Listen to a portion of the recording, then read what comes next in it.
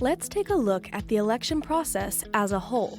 To make it easier to understand, we've separated voting into 5 unique steps that every voter must go through to vote successfully. In this episode, we are going to look at those steps as well as show you which series connects to each step in the voter process. Let's see what this looks like. The first step in any voting process is registration.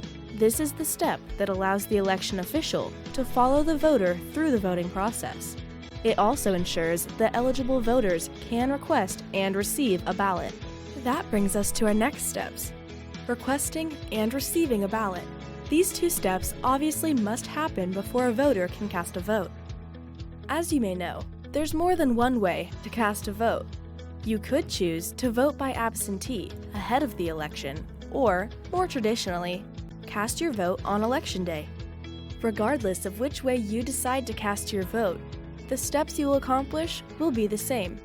Montana also offers an option for in-person voting ahead of Election Day, known as in-person absentee voting.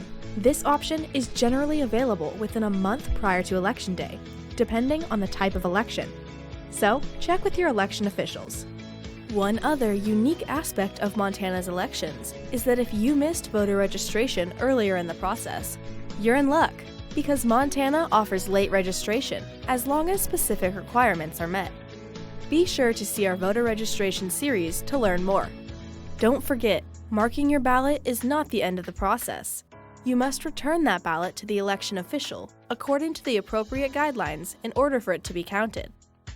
If you've done that, congratulations! You've done your part in the election process. The work now transfers to the election officials because the job is not yet complete.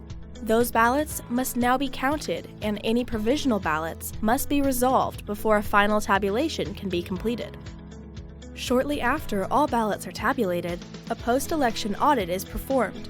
Following a successful audit, the recorded totals are verified by each county election official in a process known as canvassing. Ultimately, all of the county canvasses are then reviewed before the election is certified by the state. In addition to the election process itself, there are several more moving parts that it takes to make the election machine run. These include registration list management, as well as election policies and procedures, each of which we will look at in their own series. So, there you have it, a comprehensive roadmap to the election journey, and your blueprint to understanding how elections are run here in the state of Montana. With that, it looks like you're ready to start with Series 1, Voter Registration.